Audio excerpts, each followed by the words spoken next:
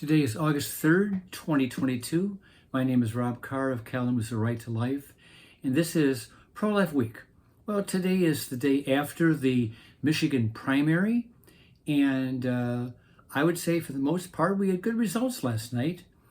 The Right to Life of Michigan PAC endorsed candidate for governor Tudor Dixon won the nomination quite handily. She got about 40 or 41% of the vote, about double of what her challenger received, and it was a field of five. So getting 40% was a pretty sizable percentage of the Republican voters. So Tudor Dixon is going to go on now to November and hopefully defeat Gretchen Whitmer to become Michigan's new pro-life, I might add, pro-life governor. For the 42nd State House seat, Matt Hall won his race quite handily, getting 65% of the vote.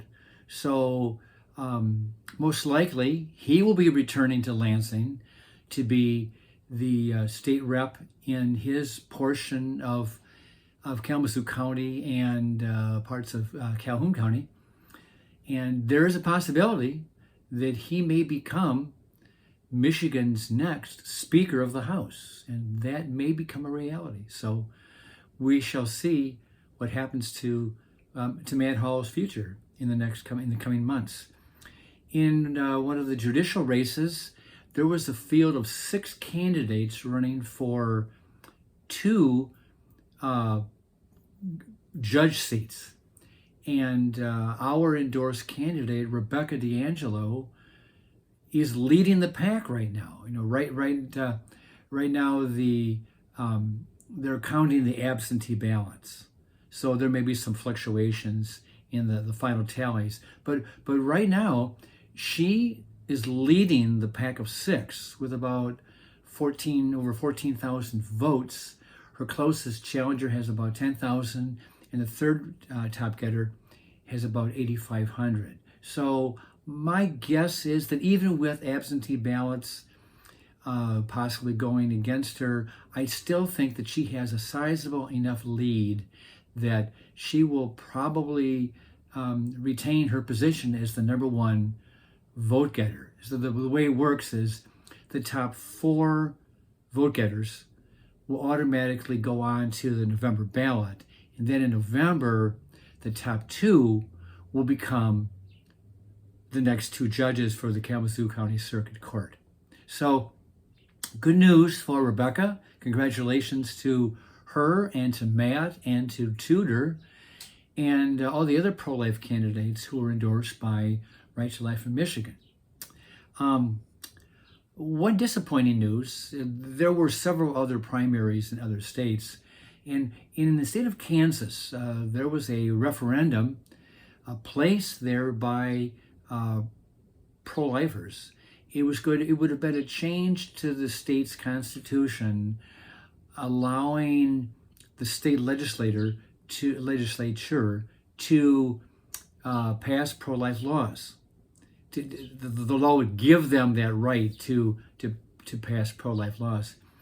And it was defeated quite easily. Over 60% of the vote went against that pro-life measure. So disappointing news. But here again, going back to the Supreme Court's Dobbs decision, the court never ruled that abortion would be unconstitutional. In this laboratory of democracy, the court said the issue goes back to the states. And the states will make the decisions on their own. So a liberal state like California will pass a very liberal law, and a very conservative state, like Oklahoma, let's say, will pass a very conservative pro-life law. And the individual states can govern their own abortion policies. So that's the way it is. That's just the way it is. Also, I was looking last night and this morning at the MSNBC website. I'm regrettably NBC News, which is the parent company to MSNBC, but NBC News, which is what I grew up on with the I'm dating myself here, the Huntley Brinkley report back in the 1960s. You know, if they were liberal, you didn't know it. They concealed their political bias. And it was a pretty upfront, straight news organization. And unfortunately, that is not the case anymore. MSNBC is as liberal a cable network is as any other network. You know, they don't hide the fact that they are flaming liberals. Now, obviously, the liberals would say, "Well, Rob, Fox News is just as conservative as MSNBC is as liberal." Well, there is some truth to that. I admit that Fox is quite conservative, but every single program on Fox on MSNBC is liberal, and it's really only after about the 7 o'clock hour does Fox show its colors as a conservative network. You know, during the day, their programming is fairly balanced, I would say. Perhaps leaning right, but far more balanced than MSNBC is. Far more. Well, they had an article that was talking about it, an article that Elena Kagan, the Justice Kagan, wrote, Supreme Court Justice, talking about the lack of democracy on the court today, that the court is acting like a political body, not as a body of judges, impartial judges. And, you know, and obviously Kagan is upset because the court is conservative. And she's arguing that the court is ignoring issues like stare decisis or adhering to judicial precedent, and they're acting on their own as a political body. Well, you know, if you look back at 1973 with the Roe decision, the court completely ignored 100 years worth of state Supreme Court precedent that affirmed over and over again over that century and a half, or a century and a third, they upheld pro-life laws or anti-abortion laws routinely. And in Roe v. Wade, the Supreme Court completely ignored the judicial precedents set by these state courts. And these were state Supreme Court, not some local district court or a circuit court, but these were state Supreme Courts. They completely ignored them and ruled that the right of privacy would extend to the right to terminate a woman's pregnancy. And they completely ignored so much evidence the other way. So was the court an activist court? Was the court a politically motivated court in 1973? You bet they were. They were very politically motivated. Some of those Roe court justices wanted to overturn pro-life laws even before the Roe case was even heard in oral argument. They'd already decided what they wanted to do. They just filed a case called Roe v. Wade to make it happen. And unfortunately, judicial activism is not new to the 20th, 21st century.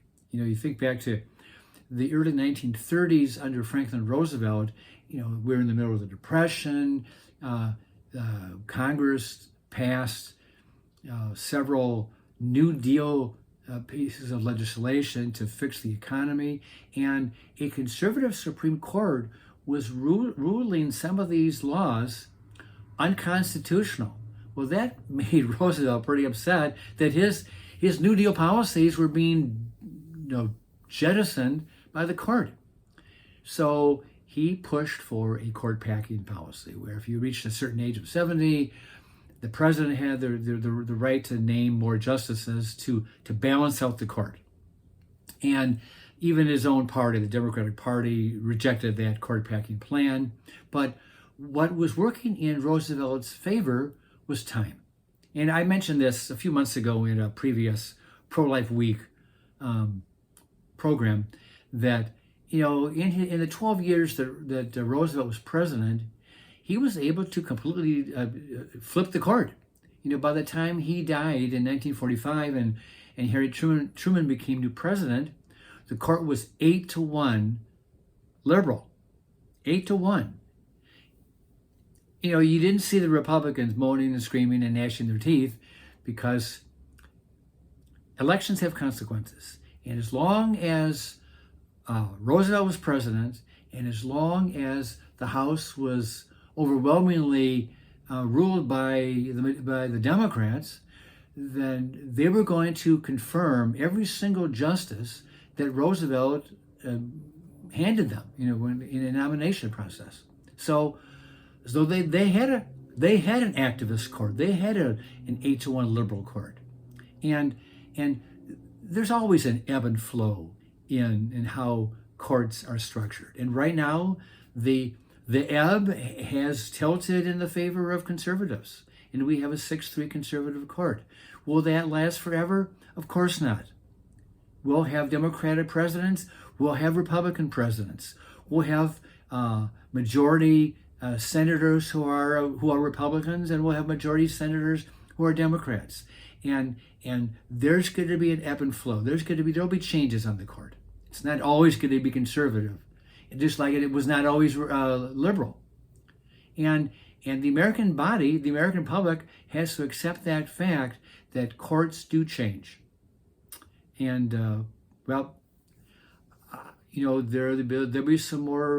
there may be some more abortion-related cases that the court will hear in the next 2 or 3 years, and we'll see how the courts rule on these cases.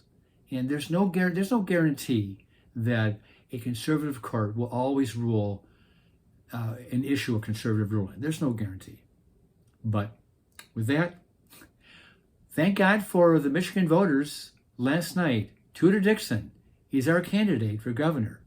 And let's hope and pray that she wins in November. With that, I'll let you go, and I will see you next time.